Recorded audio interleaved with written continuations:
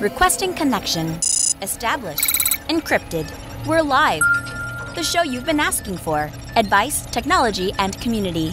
Linux first, all others second. This is Ask Noah.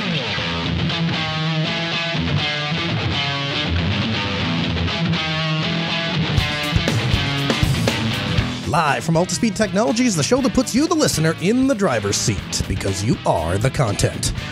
The phone lines are open to be a part of the program. It's a free call, 1-855-450-NOAH. That's 1-855-450-6624. Give me a call and we'll have a conversation about your tech questions or business and tech questions. Linux advocate, above all else, small business owner, and now host of the only show centered around you, the listener. Welcome to the Ask Noah Show. My name is Noah Chalaya. So, on our online forums, that's reddit.com/r/AskNoahShow. I think asknoahshow.reddit.com works too. I have gone through the Reddit. I've gone through the YouTube comments, emails. They all seem to be hovering around one thing lately. Now, I've been pretty straightforward with you guys since day one. You, the listener, are in control of the content. It's such a core belief to me. It's such a founding belief of this show that it's been forever baked into the intro. Because once you do an intro, then you can never change it. That's one of the unwritten rules of broadcasting.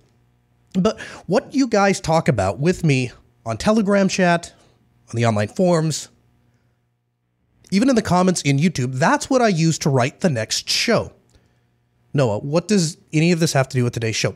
Everything. It has everything to do with today's show because my gut tells me that we have been too heavy in the server arena lately and that we need to get back to more basic concepts, more desktop stuff, more Linux desktop. And if I were planning the show by myself, if I were going just by what I wanted to talk about here, that's what we'd be talking about today. Because I enjoy the Linux desktop. I enjoy talking about the Linux desktop. I enjoy talking to home users. I even enjoy helping home users. I don't necessarily like working inside of homes. I certainly don't like running Cat5 cable. And as a little aside, I'll tell you why. In a business environment, when you're making a network drop and you've got a ceiling that's maybe, 10 feet or something, you just tell the business owner, I'm going to cut a little hole up here. I'm going to fish the wire down. Then I'm going to cut a hole at the bottom and I'll pull it through and I'll put caps on the holes. Most businesses, sure, no problem. Just cap it up when you're done. Home users, you're gonna cut a hole in my wall? And I lived that last week, let me tell you. But if I were planning a show by myself, that's what we'd be talking about. We'd be talking about the Linux desktop. And I enjoy learning about the Linux desktop. I enjoy when I do a show and it teaches me something. When I did the C-file segment, I learned a lot about file syncing. I learned how data is encrypted and then sent, and I learned about the file process, and subsequently, I improved not only my personal life, but I was able to improve the lives of everyone that works for me at Altispeed. So I particularly enjoy when I'm able to talk about something that I then can implement. And I know that we all like to dream about these businesses, and in these imaginary businesses, they all have Gwake running in the drop-down terminal. They have the best GNOME extensions. They have the best GNOME themes. Their users, they sit around at night, around a campfire, drinking beer, and they talk about how great their computer at work is because they have the dash-to-dock extension or the ping indicator and how much better it is than everywhere else. But the truth is, we all know this if we're honest with ourselves. In the business world, the vast majority of people that are using Linux on desktops, it's just the base OS. And maybe a few pieces of requisite software that they need to get their job done. Because the reality is, aside from purpose-built software, the majority of the work being done on the computer system, regardless of operating system, is office work. It's document editing, it's spreadsheets, and it's email. The majority of the really cool tweaking actually occurs on the server, happens on the back end. Now, the last 2 weeks have been pretty server intensive, and so my inclination was to go back to my beloved Linux desktop this week. But you, the listener, have spoke up. You guys have asked this question over and over and over again, and so today we are going to dive into this. And that question is, how do we at Altispeed Technologies implement Linux computers to function as Windows computers, or would function as Windows computers on an Active Directory system. How do we manage that? Well, obviously, a cutting-edge company like Altispeed Technologies is not going to have templated solutions. We don't just have one solution that we open up and bake in for everyone. We look at every client's individual needs. We sit down with them. We meet with them. We evaluate where we are going to have perceived pain points. And then, and only then, do we pair them with an open source solution that provides them with cost savings without sacrificing quality. So let's dig into this a little bit. Let's start with worst case scenario. You have an all Windows shop, and they're using all Windows computers. The servers are Windows. The desktops are Windows. Everything is Windows. What would we do? Well, the first step is obviously to have a meeting in which we let the client know that they're crazy. No, I'm just kidding. We sit down, we have a meeting with the client, and under no uncertain terms, we tell them that as their chosen IT provider, in order to efficiently provide them with the best IT service, we're going to have to make some infrastructure changes. You want to talk about this kind of stuff ahead of time. Do not take the rest of this episode and go throwing these solutions into production without talking to whoever it is you're working for, or you're likely to wind up out of a job. Most places are fairly tolerant of infrastructure changes, particularly if you can make a case that it's going to affect their bottom line. It's going to save them money. And in this case, I can almost assure you that it will. Once we have once we've talked to the client and we have advised them that this is what we're going to do, then the next thing that we are going to do is look at what we are going to fix first. Well, the first thing that we look at is workstations crash. They get reimaged, and it's rarely a huge deal. Most people, most businesses, are pretty tolerant of the fact that their workstations go down from time to time. So if we're going to swap something out, we'll do the workstation is not necessarily where we want to start. We don't want to swap the workstation out.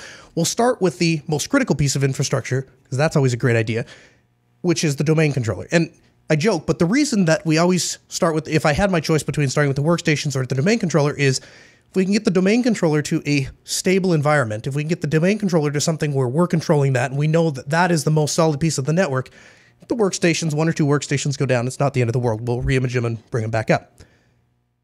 So what is the go-to solution for domain controller on Linux? Well, my go-to solution in these cases is RASDC. That's RAZDC. Now, RASDC is an Active Directory domain controller built on CentOS and Samba 4. Now, incidentally, the founder of the project is a guy named Brian. And Brian happens to live in good old Grand Forks, North Dakota. So I reached out to Brian, and about a year and a half ago, I at the time, I was going through all of these hacks, trying to get a domain controller running on Linux, and I came across RASDC, and I reached out to Brian. A few days later, I found myself sitting in Starbucks. I will tell you that neither of us had a MacBook in front of us. We were drinking coffee and talked about Linux to the point that both of us literally had to get back to life. He had to do things with his kids. I had to go pick my kids up from school. Because you see, Brian is one of those guys that is in the shadows because of work and family. But the truth is, he's one of the people that takes the Linux desktop to the next level, because he is taking Linux to a point where I can go on the air and tell you that it's the best operating system out there, full stop. Even when it comes to replacing Windows at things that Windows was invented to do, like be a domain controller. RASDC takes what used to be a total pain and makes it silky smooth. Now, full disclaimer, the project is relatively new. Now, the Samba implementation is totally baked and ready to go for production. So, and I've been using the Samba project, the features of Samba that allow you to use it as an Active Directory controller for a long time. But I get the RASDC basically layers very nice graphical interface and stuff on top of that. I actually have been using RASDC in production for a little over a year now without any issues. So if you have to support a Windows environment, and you want to do it on Linux, RASDC is a great place to go. Now, if you are doing like a massive, massive deployment and you're going to have to sit down in meetings and justify everything over and over again and provide a bunch of resources, you might consider looking at just plain old Samba 4, not necessarily with RASDC on top of it, because like I said, I don't know that the project is really billed and advertised as a completed project. I mean, it is completed, but it's in alpha stage. Now, are all of the policy controls, profile redirection, is all of that good stuff going to be included? No. At the end of the day, it's not a Windows server. It's RASDC running on top of Linux. But then again, you won't be restarting your server every month because it's not a Windows server. It's RASDC running on top of Linux.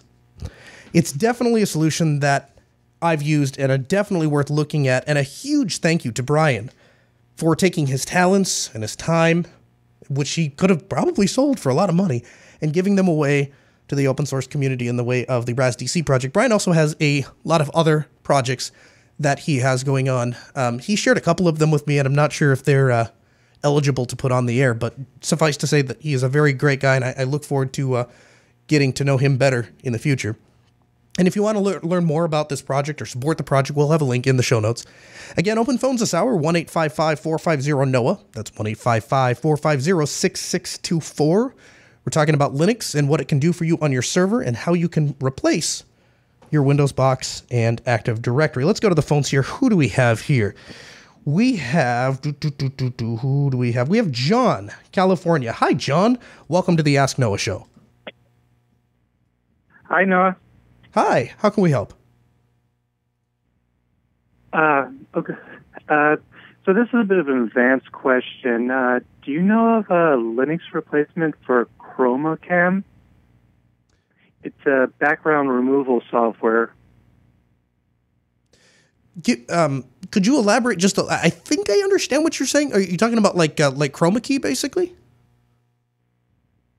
Oh, yeah, that's it. Sorry, I think I got the name wrong. But yeah, Chroma Key. Okay. Well, no. It's ChromaCam. So essentially, it does automatic background filtering. So you don't need a green screen in the background, but it's able to capture your face. So it has some sort of algorithm that figures out what your face is and then cuts everything else away. Yeah, the software is a .NET application called ChromaCam, and I was wondering if you knew of any alternatives on Linux.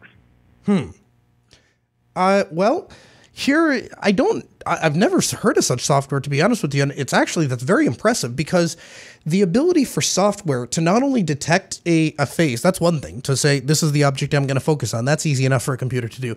But to be able to track that face, to track that movement, and then the parts that are associated, so like my shoulders or whatever with it, and then cut out everything else, that's a very difficult thing for a computer to do. So I'm really impressed that there's software out there that can do it. And no, I don't know of anything that's on Linux that is capable of doing something to that level. That said, green screens are not terribly expensive. I mean, you can buy a simple green screen setup for $30 on Amazon.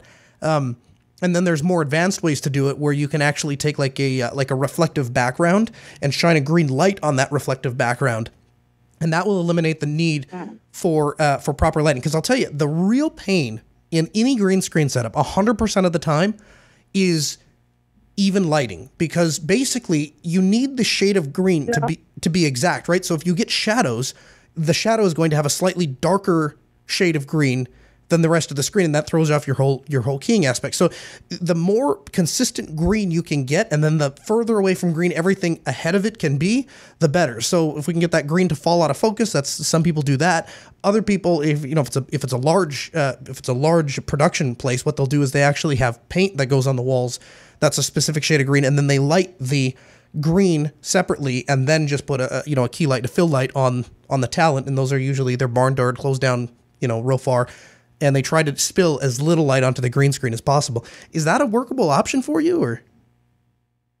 Well, just I'm kind of space limited. Also the ChromaCam itself is is very convenient. Yeah. And like subtle things such as some lighting can really throw out the green screen, where in this case I can just sit down and turn on all the lights. So it's a really a convenience matter.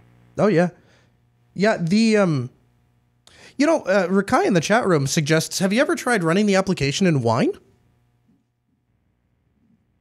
I assume it's a Windows application. No, I didn't think it would work. It uses I believe it uses a virtual driver. You select ChromoCam, webcam on there, where the webcam also shows up. So I didn't think it would work. Holy cow! You're telling me You're telling me the software works off of a webcam? It works with a webcam. So the image that it's captured, the image that it's doing all this calculation off of, the source image is from like a store-bought webcam. It's from the Logitech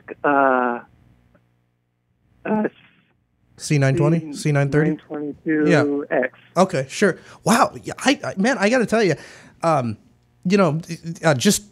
I'm sorry I don't have a better answer for you other than to just to use a green screen. If you're space limited, if you own the place, obviously you could use the paint. Otherwise, you might look into some of those lighted solutions where you have just a reflective thing, because you can obviously make that very small and then just shine the green light onto it and reflect down. But I got to tell you, that is an impressive piece of software, because the lower the resolution or the less quality the image is, the harder it is for the computer to make that calculation. Be interested to see if anyone has any images after that's been processed, after it actually takes the face out. I'd be really interested to see that, because it's interesting that it would be able to do that very well, trying to track the face. I think that's pretty incredible. Gary is calling from Illinois, and Gary, I got to be honest with you, I have a feeling this is going to be 2 for 2. I'm not going to know the answer to this question, but I'm going to take it anyway because I want to hear this. Hi, Gary, how are you?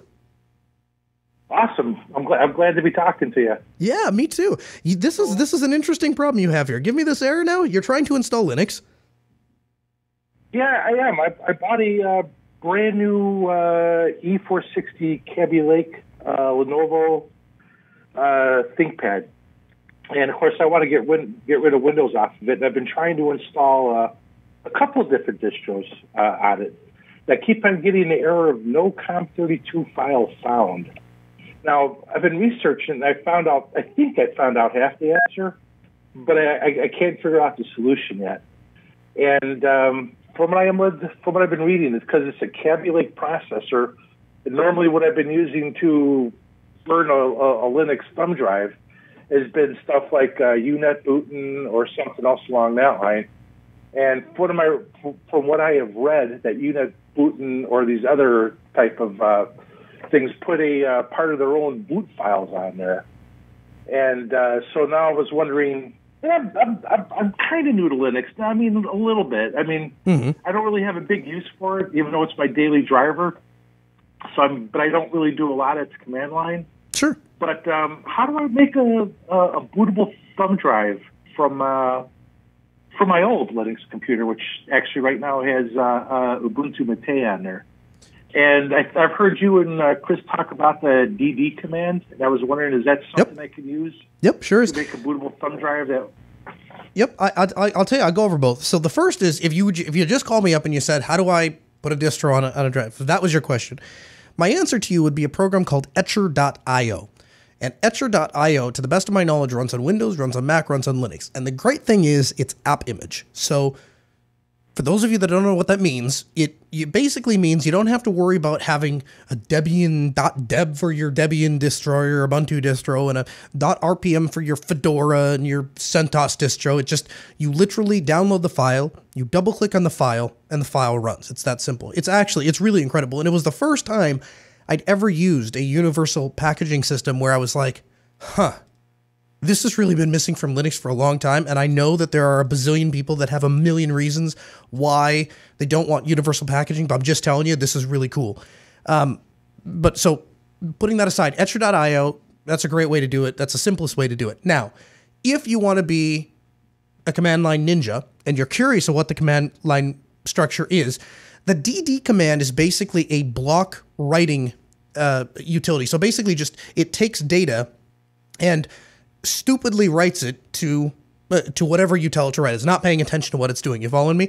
So that's both good and bad, because it's good because it means that we can just take an image like an ISO and write it to a USB flash drive. It's bad because it also means that I could potentially be writing that image to my boot drive and I would not know. So you want to be real careful. So the first thing you're going to do is you're going to issue a command df, and you could do df tac-h if you wanted to get it in human readable format. But basically what you're doing is you're looking for all of the drives in the system, and you're looking at I usually look at their capacity. So you go down through and you say, okay, dev/SDA, and that's 128 gigs. That's probably my drive. That's probably my SSD, right? And then you look a little further, and you look a little further down. You say, /dev/SDB is a 4 terabyte drive. Okay, well, that's where I store all my data. Then you look a little further. /dev/SDC. Well, that's an 8 gigabyte drive. Okay, that's probably the flash drive. So the dd command, we'll have the exact syntax for you in the show notes, but it's dd space, and then you're going to specify the input file, what you're going to write to, what you want to write. So if for input file, the equal sign, and then the path to the ISO image that you downloaded. So for me, that would be /home/kernel Linux /download/ ubuntu-16-04.iso or whatever, right? And then you put a space, Okay. and then OF, that for output file. So this is where we're going to write the image to, the equal sign, and then /dev/ whatever the letter identifier is that we put it up above. Now, the first common mistake I see with people that are using DD for the first time is they specify a partition number. So if I have, let's take dev/SDC, for example. I might have 3 partitions on that flash drive, and they're going to show up as /dev/SDC1, /dev/SDC2, /dev/SDC3. And those are my 3 partitions for my SDC drive, right? And the number one mistake I see when people don't, when they say, they call me up, they say, DD command isn't working, or we have a new tech in the shop, he says, I tried to DD, this didn't work. They're usually specifying the partition number. And you don't want to do that because an ISO image has multiple partitions often that it's writing. It's writing a boot partition, and it's writing the actual thing where the install is, and sometimes you have like a data partition depending on what distro it is. So you don't want to specify a partition number. So the output is going to be OF equals, and then just /dev/ in the example I'm using, SDC, but don't do that blindly, verify. And then the other thing that I'll always do is you can append 2 commands in Linux together. So, for example, if I wanted to print a list of files and then I wanted to copy file 1 to file 2, I could write the command ls and then a space and then 2 ampersands. So that's a little and sign, shift 7. And if the shift 7, 2 of those together, ampersands, will execute one command, and then whatever on the other side of the double ampersands will execute the next command. So if I did ls space ampersand space and then cp file 1 file 2, first it would list all the files, then it would, after that command completes, then it will copy file 1 to file 2. No, why are you explaining this to me? Because at the end of my dd commands, I will often put 2 ampersands and then the command sync. And what that does is it flushes all the data out and makes sure that all of it's actually on the drive. Because oftentimes, now you see this especially with flash media, you'll issue the command, you'll press enter, and boom, you get your cursor back. You say, how did that thing write 4.6 gigabytes in a half a second? Well, it didn't. It's still working on it. But the command will complete and give you your cursor back, indicating that you could probably rip the thumb drive out, but if you do, your thumb drive doesn't work. So I'll always put 2 ampersands and then the sync command after that. Then once that command completes, once you get your cursor back, now you know that drive is actually written, you can pull it out. Does that answer your question? Yeah, it does. Okay, I'm glad. Are you going to put some of that in the show notes? Yeah. I'll have the whole DD command listed for you in the show notes, because that is a complicated thing to try and remember, even say on air. You think that was our trying to remember it. But one other thing too, thank you, chat room. One other thing, block size. BS equals 4 meg. A lot of people will throw that in there. It's not absolutely necessary, but we'll have that again in the show notes. Let's see here. Who do we have here? Jay, Pennsylvania. Hi, welcome to the Ask Noah show. Hi. Hi there. How can we help? Hey, thanks for calling. So I have an Optiplex 790, and it's in UEFI legacy mode. Okay. And I'm trying to boot and I'm trying to boot with the a drive connected directly to the motherboard via SATA, as well as via a RAID card that's via PCIe. And when I connect both at the same time, drives on the RAID card as well as drives connected to the SATA on the motherboard, it's a standard Dell system, so I wouldn't expect it to do anything special. However, it doesn't boot. It doesn't get past the BIOS. It's still in the BIOS, and there's a black screen after it tries to boot. Okay. However, if I connect either or, it boots. Okay, so walk me through this because I'm having a little bit of a hard time getting a full picture of what we're doing here. So we've got a SATA drive plugged into the motherboard. Then you have a PCI RAID controller connected to, I assume, another series of drives. Is that correct? Yeah, 3 or 4 drives, yeah. Okay, and when you go to boot the machine, it won't post if you have all of this stuff connected at one time. Well, it loads the BIOS. It gets to that Dell loading screen. Oh, okay. F12, whatever. I can press F12. I can do whatever I want. However, after that, just a black screen. In the BIOS, can you see the drives? Can you see the SATA drive? It might not see the RAID ones, but. Well, I mean, I can't even get to any setup. So. Oh, really? I can't see.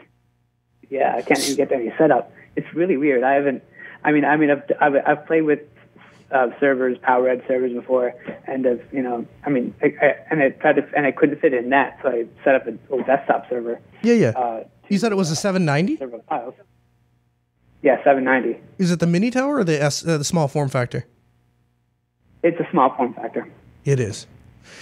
Here's what I would do. I guess here's what I would do. I would start by doing a BIOS update. There's no reason what you're doing should work. In fact, I have a client that just a month ago we did something very similar. We took one of their old desktops, and it's not their main server, but it's a FreeNAS backup server, and they had a spare RAID card laying around, and so we threw it in there to get the drives done. I mean, these days, honestly, if I'm building a machine from scratch, usually, especially if it's a file server, I'm just putting ZFS on it, but.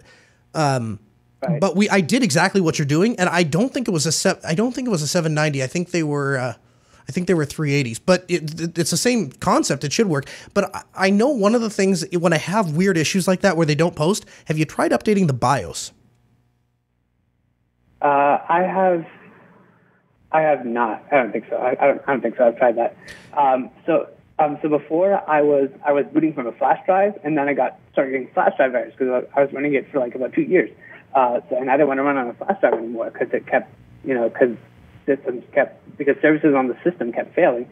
The system didn't power off, but the services kept failing on the system. So I migrated to internal hard drives to solve all the problems, but then I couldn't use up all the ports on my SATA, on my RAID card. Sure. So, and then I wanted that native performance of the PCIe without clogging up the motherboard SATA. So I was like, Yeah, that makes perfect sense. Yeah, I would say your next step is to update the BIOS. You'd be amazed. It's funny too. It's interesting that that this becomes so ubiquitous because when I was just a couple weeks ago when I was out for Linux Fest Northwest, we're sitting in the studio and we're just talking about how underrated BIOS updates really are. Like nobody really ever talks about updating the BIOS on their computer or what the mechanism is for getting BIOS updates depending on what manufacturer you have. And at the same time, there's all these really cool projects that, Dell is working with these companies that are, Red Hat, that are developing these systems where they can actually push BIOS updates right through the package manager. So all these really cool innovations are happening around BIOS, and it turns out, updating your BIOS can really fix a lot of problems. And yet, we don't ever really talk about it. And then it's interesting that question would come up. But I would bet you... I'll give you an 80% chance updating your BIOS and the problem just goes away. And if it doesn't, call me back and let me know because I'd really like to work through that and see if we can figure out what's going on. Jay is calling Pennsylvania. Hi, Jay. Welcome to the Ask Noah Show. Hello, I think I got on. Oh, I'm sorry. I clicked on the wrong button there. I'm sorry. Blue Zero is calling from the chat room. That's an interesting way to do it. Hi, Blue. Welcome to the Ask Noah Show. Hey, Noah, I've got a little problems besides, my client wants me to be doing Skype, I'm thinking sync thing, but I'm trying Dropbox. That's where I'm coming from. Mm-hmm.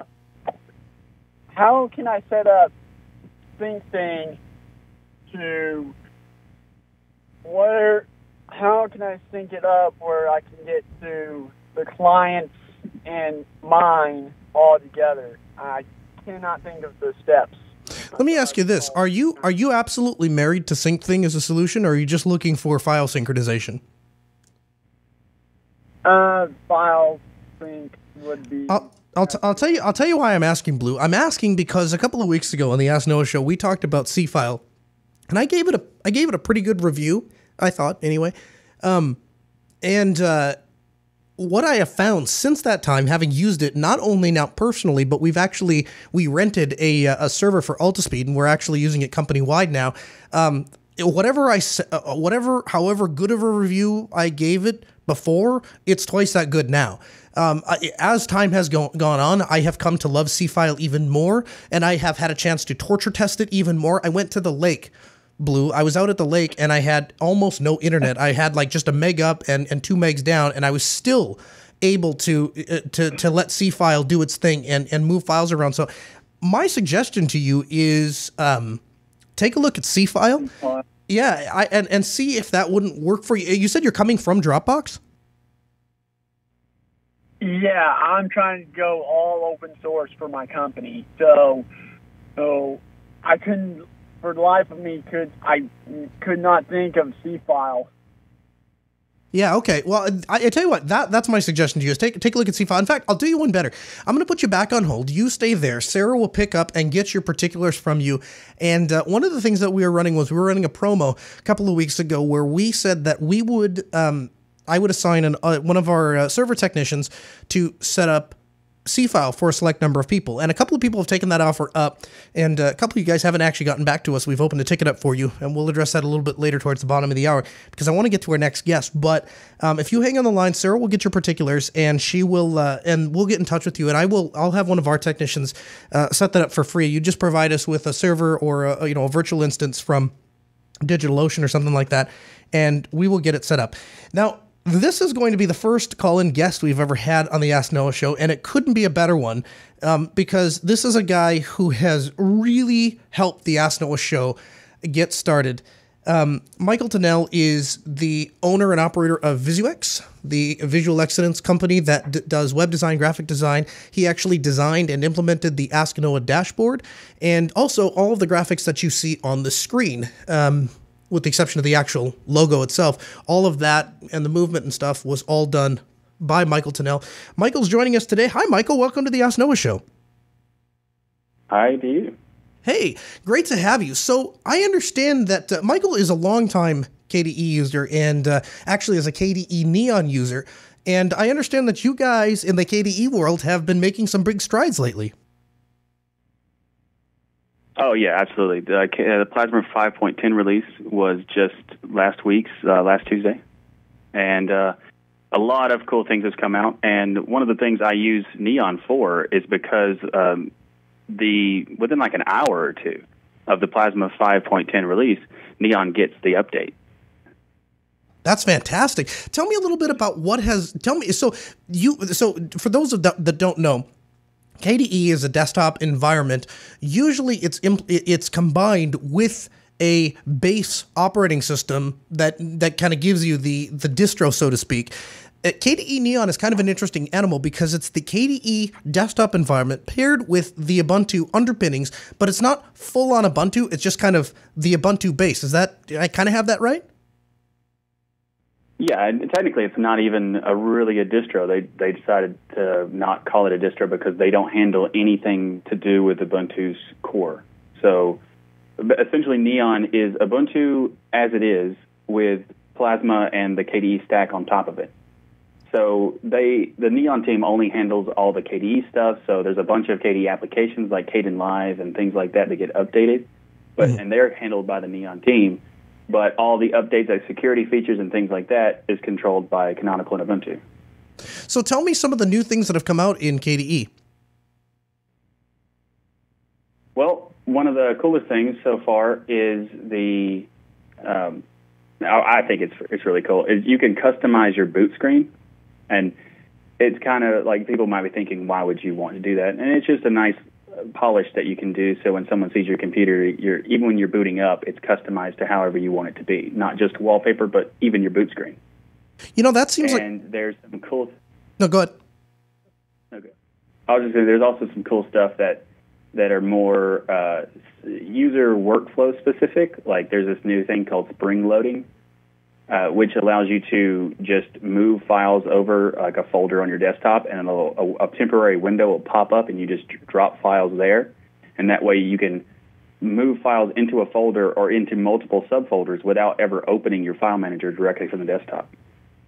That's awesome. The KDE desktop is something that has intrigued me, and it's been more on my radar lately because I have been using GNOME more and finding some of the pain points in GNOME. And so actually just last week I was talking to Rikai and Chris, and they were saying, no, you should really give KDE a shot. And when I started to think about what I would do, the main reason I was on Entergos was because it had, it was just a really easy, simple way for me to get stock GNOME and then play with it. But I think if I was going to look at a KDE distro, I'd probably look at something, exactly like what KDE Neon is doing. And do you think that would be a good choice for somebody like me who just wants to basically get work done?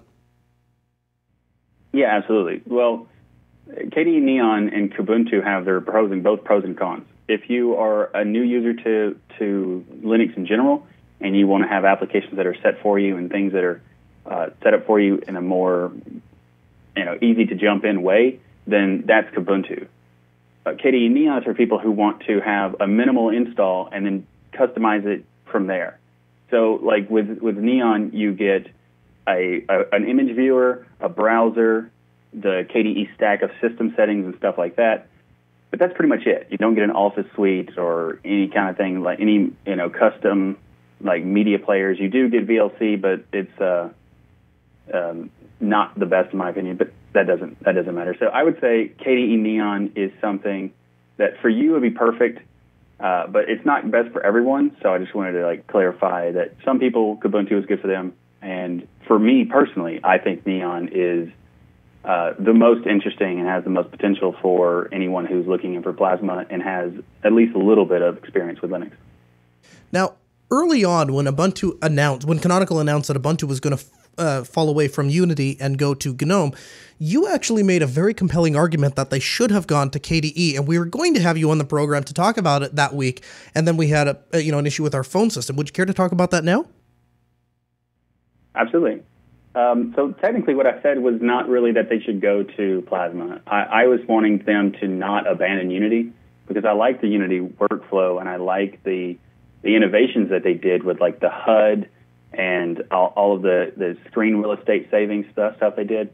And a lot of the ideas that were made in Unity were actually created in Plasma by the community, because they did a lot of cool things that the Plasma community was like, well, we want to continue that on our platform.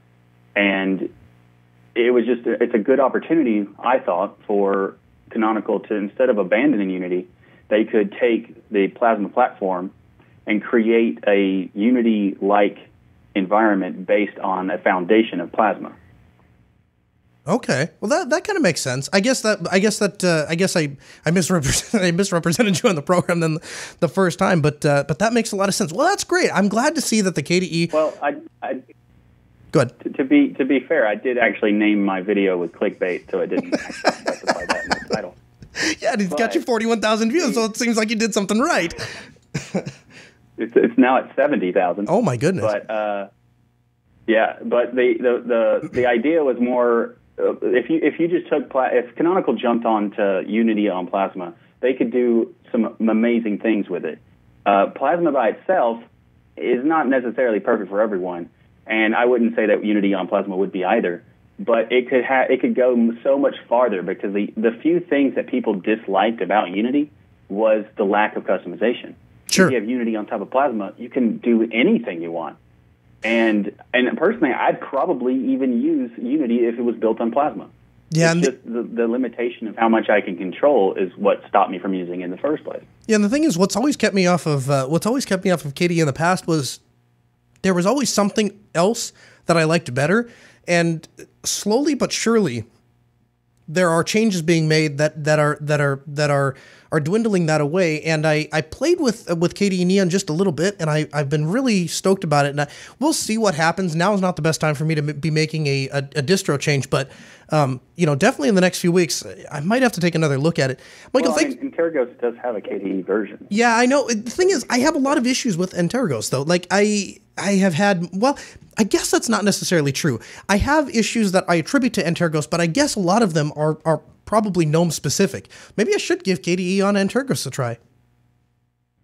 Yeah, and just to be pointed out, I really do like the GNOME workflow, and I don't necessarily like the Plasma default workflow. So while I am a huge proponent of Plasma, and I've been using it for years, it does work like GNOME in my setup. Sure. I call it GNOME. GNOME. That's great. Michael, thanks so much for joining us. I know that the video that we were referring to earlier, it's a video produced by your channel, Tux Digital, and you've got another one coming out talking more about the changes in KDE. Where can people find that? You can just go to tuxdigital.com, and that's it. Outstanding. Hey, Michael, I got a question for you. This is something I came up with at the top of my head, but it's live radio, and two, it's my show, so I can do it. I got another caller lined up here in the queue that's going to ask a question, and I'm pretty sure you and I are going to land on the exact same answer. You want to hang around and answer it with me? Absolutely, sure. Cool. Chris is calling from North Carolina. Hi, Chris. How are you? Hi, Noah. Hi. I'm doing great. Great. Thanks for calling the Ask Noah Show. Your question for Michael and me. Is there a open source invoicing software that you would recommend for small business owners? Michael? Absolutely. Invoice Ninja. You want to talk about it a little bit? Or? Okay. Yeah, Invoice Ninja is fantastic. They can go to invoiceninja.com or invoiceninja.org. The .com is their premium hosted version, which is like $10 a month or something. And they have the .org is the open source version where you can host it wherever you want. There is one small caveat which I consider irrelevant to be in general, because if you're talking about an invoicing software, you're going to be expecting to get money in. So I think their premium tiny little thing they have is fine.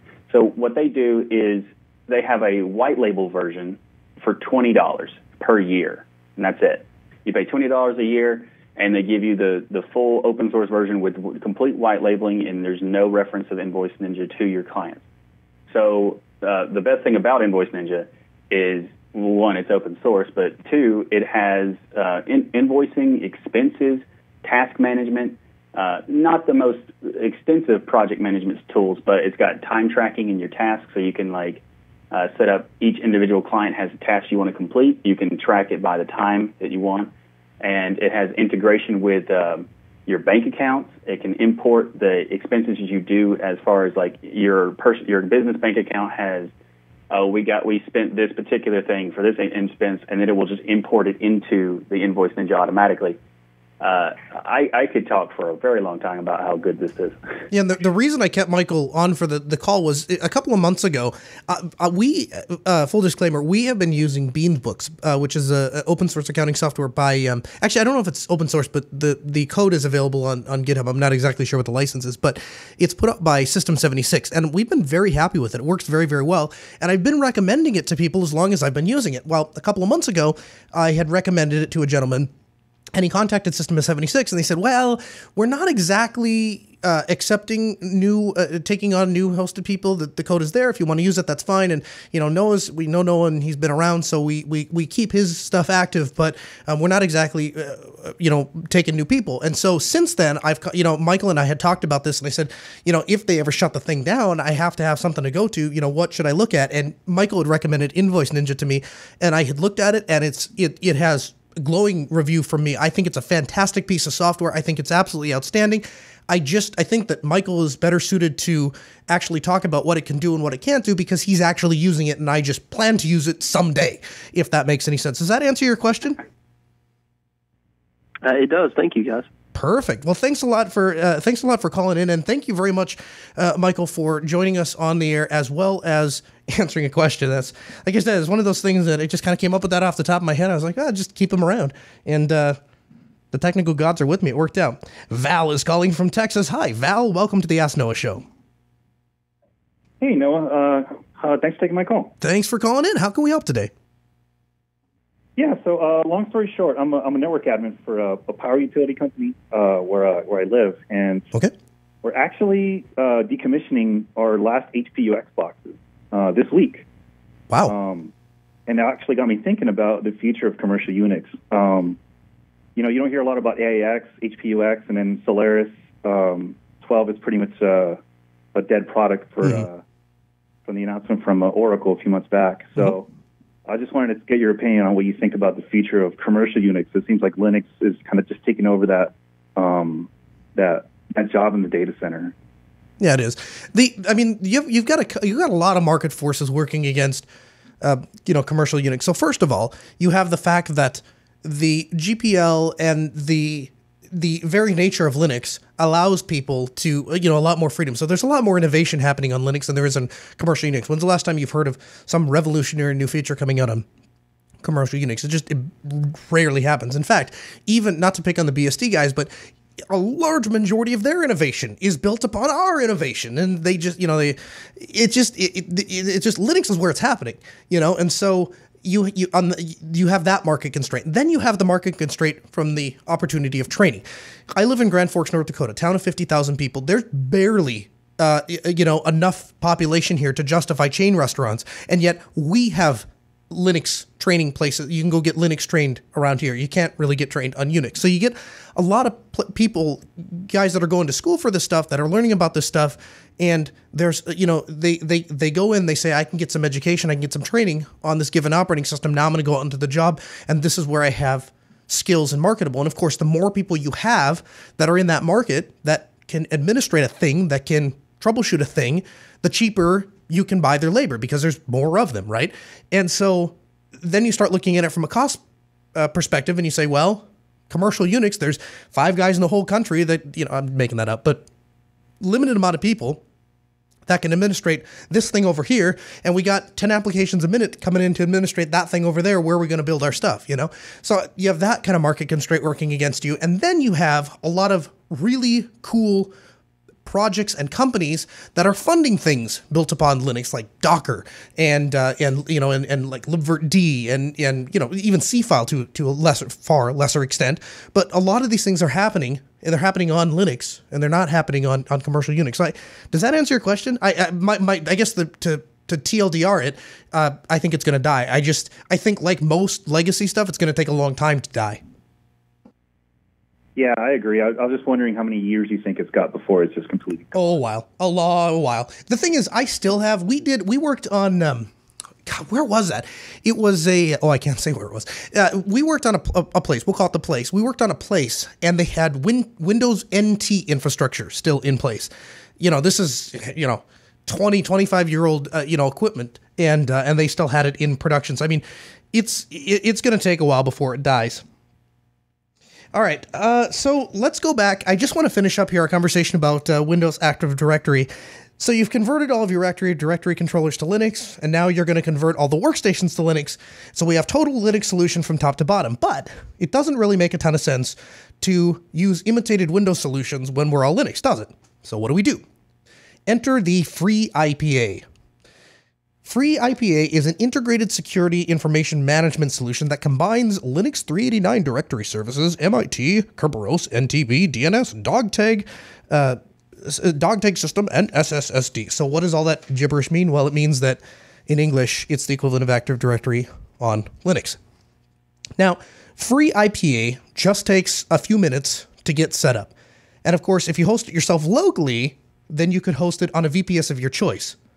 If, however, you just want to see what the thing looks like, you just want to get the feel of FreeIPA, then they actually offer a demo with the web application, and you can do web application with LDAP, or you can use Kerberos authentication. Now, obviously, because it's running on the cloud, there may be a performance hit, so they also have a free public instance of the FreeIPA server. Obviously, the demo server is blown away at the end of every day, so don't, use it for your production server or anything like that. But once you have the server set up, installing the client it's like one command. It's like yum space install space free IPA dash client, and then I always put attack Y so it doesn't ask me questions, because who likes questions? And then you can use IPA dash client dash install and specify the domain, the username, and the password, and it's done. Now that client is enrolled. Unsurprisingly, the folks at the FreeIPA are smart folks, and so SE Linux has integration. User roles are integrated as well certificates, sudo, automount, etc. The FreeIPA folks also offer Docker images, so if you just want to download and get to work rather than spend your day configuring a box, that's an option from you. Now, from a business perspective, the ideal target for FreeIPA is typically a large organization that is running some purpose-built specific software, such as like scientific calculation software, or engineering software, etc. Your typical small business is using web-based software stuff, and that is going to have its own authentication mechanism most of the time. So workstation security isn't necessarily an issue. It's a web browser conduit with a built-in Office suite. That's kind of what you think, and a file browser. That's kind of what you think of these workstations a lot of the time. If you want more information about it, we'll have links for FreeIPA as well as RASDC in the show notes. And again, open phone lines 1-855-450-NOAA. That's 1-855-450-6624. Give me a call. We'll answer your tech questions or business in tech questions. Let's go back to the phones here. Who do we have? We have Simon, Virginia. Simon, Wisconsin. Hi, Simon. Welcome to the As Noah Show. Hey, Noah. How are you? Hey, pretty good. How can we help today? So I wanted to ask you, so for a long time, the only machines I've had my hands on are machines with a BIOS. But I recently got my hands on a UEFI machine at Linux Best Northwest. Mm-hmm. But I had to get some help to install a Linux distro on it. So I wanted to ask you, for the future, what do you have to keep in mind when installing Linux distros on UEFI machines versus installing them on BIOS machines? Not much. So the first thing I do, and this is going to give me a lot of hate mail, and I don't care, I'm going to say it anyway. The first thing I do is I shut off Secure Boot, because it's a pain, and I really think it was invented to solve a problem that never existed to begin with. So I shut Secure Boot off. Then with UEFI, as long as your distro supports UEFI, 99% of the time, Ubuntu is a great example, right? So let's use Ubuntu as an example, just because. We plug Ubuntu in on a thumb drive. We plug it in. We turn the machine on, and if it's a Dell, we press F12 and look at the boot menu, and you're going to see two options. And the first option is going to say legacy boot options, and it's going to give all of the available drives that have a legacy boot option in them. The second list of options will say UEFI boot options, and it'll give you the list of options that are available with UEFI. Now, in a distro like Ubuntu or Kubuntu or Ubuntu proper, whatever, they all have both UEFI and BIOS right there in the same image. So when you plug the drive in, you're going to see both of those options pop up, and you just choose the one you want. Here's why I would always choose UEFI over BIOS boot if you have the option. It is way faster. And I don't mean like way faster as in like a couple of seconds. I mean as in like a minute and a half boot time versus like 5 seconds boot time. I mean, it's like insanely faster. It doesn't always matter because, if you use your laptop like I do, I boot the thing up, I use it. When I'm done with it, I just close the lid, open it back up. It just goes in and out of standby. I think since I've gotten my ThinkPad a month ago, maybe I've rebooted it 3 times, maybe, and that's probably being generous. For the most part, it comes in and out of standby. So was there something more specific that you were looking for, or is it just kind of general recommendation kind of a thing? Well, it's just sort of a general thing. To kind of go back to what you said with faster boot up times, the laptop that I got at Linux Best Northwest, the only working hard drive in there right now is, a hard drive. Yeah. Does it still make a difference if you're booting with UEFI? I mean, does it really, like I said, does it make a difference? Yeah, I see what you're saying. You're saying as opposed to an SSD? Yeah. I probably would still... Here's why I would still do UEFI. I would still do UEFI because everyone that is moving forward on the assumption that there are going to be more and more UEFI users and less BIOS users. In fact, to that end, there are some computers you can buy that don't even have a legacy BIOS boot option anymore. So if you're not using a distro that supports UEFI, you'd just be hosed. So from that perspective, I would still stick with UEFI simply because that's where the innovation is going to be. But you're right. If you're on a spinning disk, especially if it's a slow spinning disk, it's probably a 30 to 45 second boot time anyway. So you're probably not gaining a whole lot. Does that answer your question? Mm-hmm. Yep. Cool. Thank you. Yeah, thanks a lot for calling in. We really appreciate having you. Chris is calling for Florida. Chris, welcome to the Ask Noah Show. Noah, nice to talk to you. Pleasure to speak with you. How can we help? Yeah, I had a question about running an Asterisk Now server. Mm-hmm. Specifically, what do you do as far as maintaining and keeping it up to date? Like, how often do you update it? What do you do to update it, etc.? Sure. The maintenance schedule that we have on ours here at Altispeed is once a month. Once a month we log into it and we update it. When I say update the server, for those of you who don't know, Asterisk Now is a appliance-like distro that's built on top of CentOS to run Asterisk. And inside of the web utility, if you go under admin and then system admin, and little side note, as of the latest version of Asterisk, it requires you to register for an account. It's free. It doesn't cost you anything. But you have to register for an account to get access to the system administration tool. And you want to do that because it's a very useful tool. It doesn't cost anything, but you just need to register for an account. Okay, back to what I was talking about. So you click on admin, click on system admin, and then, I'm sorry, I think it's admin, then it's packages. I have to look. I think it's admin, system admin, then packages, something like that. But I'll have an exact description of how to get to it in the show notes. But once you get there, there is a check online, which will go out to the internet and see what updates are available. And then it's weird how it works, because first you check online, it tells you all the packages that are available. Then you have to download, you say click the download button, and then you have to press process. And it downloads all the packages, and then you can click update and press process, and then it processes all the packages. And I have had it work a couple of times where I click the download, I click download, then I click update, and then I click process, and it does them all. But oftentimes I have something fail. And if anything ever does fail to update, if you read the error carefully, it usually will just tell you XYZ failed, execute, and then it gives you the command, and it'll say execute this from the command line. And then basically what you do is you log into your server with SSH, or, if you have it running on a machine, you can walk up to it. And basically you run the manual command. And so sometimes I'll have a package, it'll fail to update a package, and it'll say, the automatic update script failed, X didn't update, so run yum update, and then this to get it to go. I said I update our server once a month. That's the scheduled maintenance. Anytime I log into the server, if there's an update available, we apply it.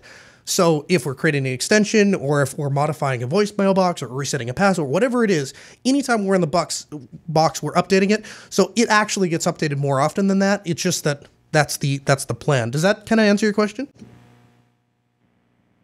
Yeah, it does. So do you never just do a yum update? Do you have to use the web UI, or can you do it from the command line? You can update the packages from the server. That's not a bad idea either. I don't know. I guess I don't know exactly how often we go into the server itself and update the server. Because usually if I'm doing something, I'm bouncing in there to create something, and then I bounce over to that update thing and I update the packages within Asterisk Now.